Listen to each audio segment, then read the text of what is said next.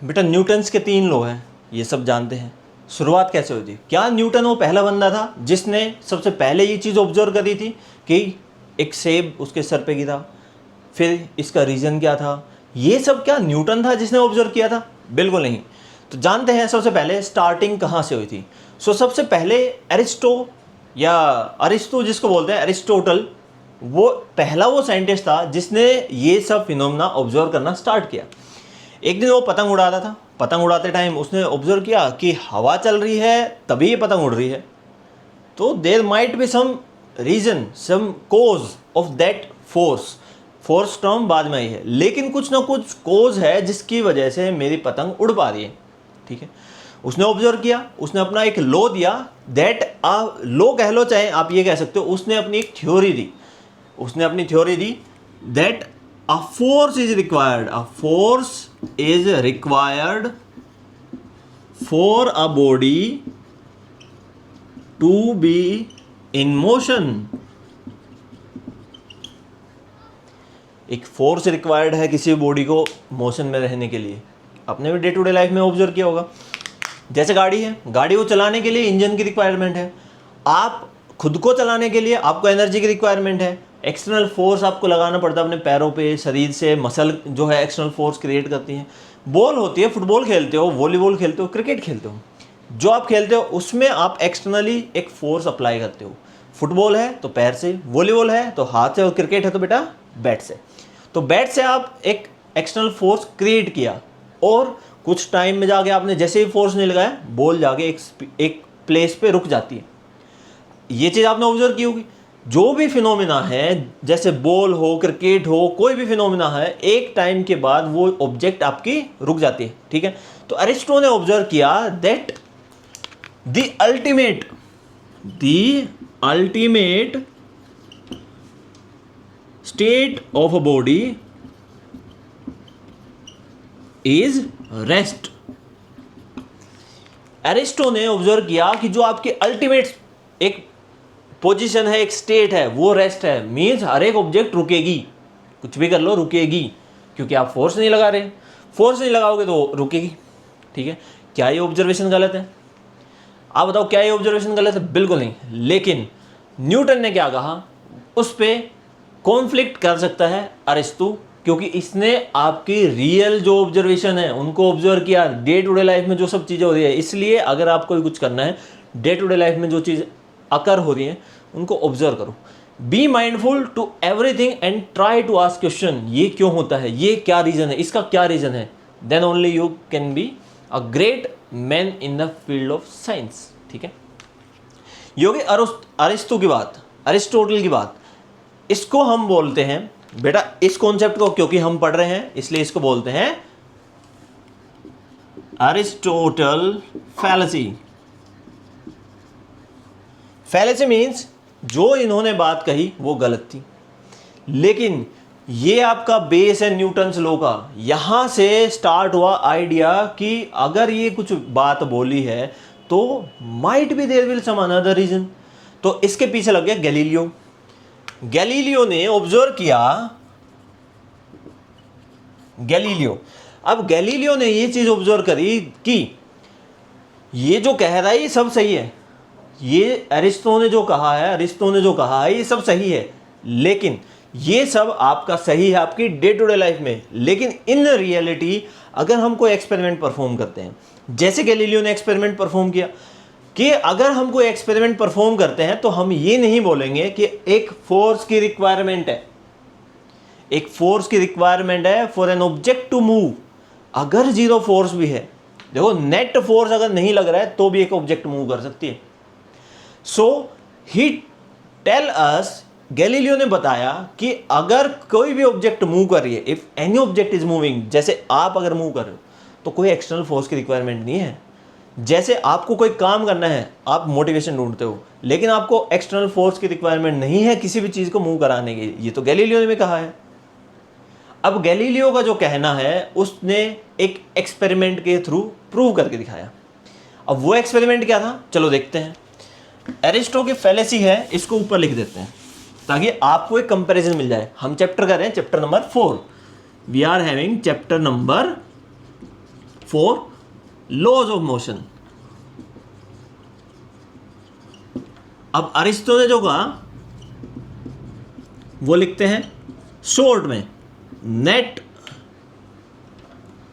Force is required for motion, motion के लिए force required है। सेकेंड थिंग, दूसरी चीज क्या थी, अल्टीमेट स्टेट जो है, फाइनल स्टेज हम लिख सकते हैं, final state of a object is rest, rest पे तो रहेगी। ये तो इसने ऑब्जर्व किया डे टू डे लाइफ में जो भी फिनोमेना हो रहे थे।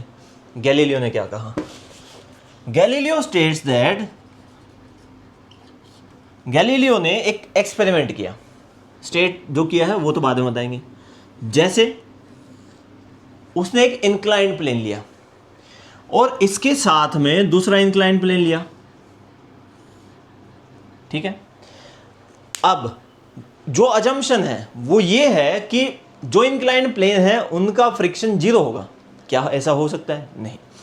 बट इसमें ऑयलिंग करके उसने थोड़ा बहुत इसको मॉडिफाई किया और टेंड्स टू जीरो फ्रिक्शन इसका कर दिया। अब ये फ्रिक्शन होने के बाद उसने लिए एक बॉल, बॉल को यहां रखा, इसकी हाइट मान लेते h है। अब इस हाइट से अगर बॉल को छोड़ा तो उसने ऑब्जर्व किया ये बॉल यहां तक गई और फिर इन दोनों को इकट्ठा जोड़ा हुआ है, ये ऐसे है, ठीक है। और ये बॉल एक हाइट h तक मूव करी, this ball reaches to a height h, first thing. अब दूसरा, गैलीलियो ने ये तो सेम रखा और जो ये वेज है इसको ऊंचा कर दिया, ठीक है। ये जो डिस्टेंस है इसको कम कर दिया, देखो यहां पे ये डिस्टेंस है इसको कम कर दिया। अब जब गैलीलियो ने एक सर्टेन हाइट h को मान लेते हैं 5 मीटर, 5 मीटर से अगर बॉल को छोड़ा तो ये बॉल यहां पे मूव करी, रोल करते करते करते करते एक सर्टेन हाइट पे गई और वो हाइट क्या थी, वो हाइट क्या थी, 5 मीटर। तो ये बॉल इस प्लेटफॉर्म पे भी 5 मीटर तक ही मूव कर पाई गैलीलियो। ये तो इंटरेस्टिंग चीज़ है। गैलीलियो आगे बढ़ा, गैलीलियो ने क्या किया, ये जो वेज है, वेज ए जो आपका इंक्लाइन प्लेन ए है उसको सेम रखा, सेम, और इसको नीचे बनाता हूं। इस इंक्लाइन प्लेन को तो सेम रखा, same length and everything is same. But अब क्या किया, जो सेकंड प्लेन बनाया, जो सेकंड इंक्लाइंड ऑब्जेक्ट रखा उसको बहुत ही ज़्यादा लंबा कर दिया और ऐसे। तो ये आपका A, ये आपका B। अब गैलीलियो ने यहां पर 5 मीटर, सेम 5 मीटर पे इस बॉल को रखा, क्योंकि ये इतना बड़ा प्लेन बना दिया। तो गैलीलियो ने सोचा, जैसे आप सोच रहे हो, गैलीलियो ने भी सोचा कि ये बॉल थोड़ी दूर जाएगी और रुक जाएगी। बट क्या हुआ, ये बॉल 5 मीटर से मूव करी, पूरा ये डिस्टेंस कवर करके एक 5 मीटर हाइट के ऊपर जाके रुकी है और वहां से फिर वापसी इंक्लाइन आई है, डिक्लाइन होने लगी है, मैक्सिमम 5 मीटर जाके ये रोल बैक हो गई। तो यहां पे जाके ये बॉल रुकी और ये हाइट थी 5। तब आप बताओ आपने क्या ऑब्जर्व किया तीनों फिगर में? तीनों फिगर में अगर देखें तो ये ए और बी, ए सेम रखा है लेकिन बी को चेंज किया है, हाइट सेम रखी है लेकिन बी की हाइट भी चेंज की है, लेंथ भी चेंज करी है। तो जब आपकी ये सर्टेन एक वेज थी, एक इंक्लाइन सरफेस था, इस केस में जैसे बॉल को फेंका ये 5 मीटर तक गई, जैसे हमने ये डिस्टेंस को कम कर दिया, ये छोटा कर दिया, तो भी वो स्टीप डिस्टेंस को भी 5 मीटर तक ही ट्रेवल कर पाई। लेकिन अगर हम इसको बहुत लंबा कर दिया, जैसे इसमें बहुत ज़्यादा बढ़ा दिया है, तो भी वो ऑब्जेक्ट ट्रेवल किया है पूरा और 5 मीटर तक गई, तो भी ट्रेवल करके पूरा 5 मीटर तक गई है। क्या ऑब्जर्वेशन है? दैट ये जो कंप्लीट हाइट है, जो आपकी वाई एक्सिस है, ये इस लेंथ पे तो डिपेंड ही नहीं कर रही। ये जो बॉल है ये किसी भी हालत में सेम हाइट अटेन करने की कोशिश करेगी, चाहे आप इसको छोटा कर दो, चाहे इसको लंबा कर दो, चाहे कुछ भी कर दो, ये सेम हाइट अटेन करके ही मानेगी, नहीं तो ये नीचे ही नहीं आएगी। ठीक है, समझ आ गया? अगर ऐसा फिनोमेना है तो अब कमेंट सेक्शन में बताओ। अगर हमने ए को सेम रखा, इसको सेम रखा, ए रिमेन सेम, और यहां पे कोई प्लेन ही नहीं लगाया, ये स्मूथ सरफेस है, इनफाइनाइट स्मूथ सरफेस है, ठीक है। अब अगर हम बॉल को 5 मीटर पे रखें, दिस इज 5 मीटर, तो ये बॉल रोल करके कहां तक मूव करेगी बताओ बेटा, ये बॉल रोल करके कहां तक मूव करेगी। याद रखो सब ऑब्जर्वेशन क्या है कि ये जो बॉल है ये आपके एक्स एक्सिस पे तो डिपेंड ही नहीं कर रही, ये बॉल तो चाहती है जितनी हाइट से मेरे को छोड़ोगे मैं उतनी हाइट पे जाऊंगी। तो 5 मीटर से छोड़ा तो ये 5 मीटर ढूंढ के रहेगी, 5 मीटर कहाँ है वहां तक तो जाएगी। तो 5 मीटर जाने के लिए, एक सर्टेन 5 मीटर हाइट जाने के लिए ये रोल करी आई थिंक आपने आंसर दे दिया होगा, और ये इनफाइनाइट डिस्टेंस कवर कर जाएगी, ये बॉल इनफाइनाइट डिस्टेंस कवर कर जाएगी, लेकिन इसको 5 मीटर फिर भी नहीं मिलेगा, तो ये बॉल ट्रैवल करती रहेगी। अब कंडीशन क्या है इसमें, अजम्पशन क्या था, assumption is frictional force is zero, frictional force आपका जीरो था, तो यहां पे हमने कोई फोर्स नहीं लगाया और इसका फ्रिक्शनल फोर्स भी नहीं है, तो नेट फोर्स जीरो है आपका, एक्सटर्नल तो कोई फोर्स ही नहीं लगा, ना आपने उसको फेंका ना फ्रिक्शन ने उसको रोका, तो नेट फोर्स जीरो है। तो नेट फोर्स जीरो होगा तो क्या ये बॉल मूव कर रही है बेटा, क्या ये बॉल मूव कर रही है, इस प्लेटफॉर्म पे आके ये आगे मूव करी, आगे करी आगे करी आगे करी और ये चलती रही, इस पे कोई फोर्स नहीं लग रहा, तो क्या ये कंडीशन सेटिस्फाई हुई that force is required for motion, force required है मोशन के लिए, क्या ये कंडीशन सेटिस्फाई हुई, बिल्कुल नहीं, इसलिए इसको बोलते हैं अरिस्टो फैलेसी, ठीक है। अब गैलीलियो ने इसका कंप्लीट ऑब्जर्वेशन करके एक अपनी लॉ दिया और हम गए अपनी एक स्टेटमेंट दी और हम गए एक आपने कंक्लूजन दिया, और कंक्लूजन क्या था, इंटरेस्टिंग कंक्लूजन है दैट अ नेट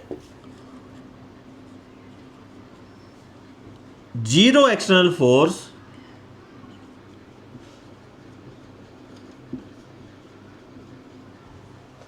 अगर नेट जीरो एक्सटर्नल फोर्स है then a net zero external force can cause uniform motion। अगर नेट जीरो एक्सटर्नल फोर्स है, यहां पे एक जो मेन बात है वो ध्यान देने वाली है, नेट फोर्स, नेट जीरो, तो नेट क्या होता है, नेट ये होता है एक ऑब्जेक्ट के ऊपर आपने फोर्स लगाया लेकिन जो काउंटर फोर्स है उसके जितना लगा दिया। जैसे फोर्स आपको पता है वेक्टर क्वांटिटी है, अगर नहीं पता 9th स्टैंडर्ड में पढ़ के आए हो, फोर्स एक वेक्टर क्वांटिटी है, मींस उसका डायरेक्शन होती है। तो नेट फोर्स अगर जीरो है तो बॉडी आपकी यूनिफॉर्म मोशन में रह सकती है।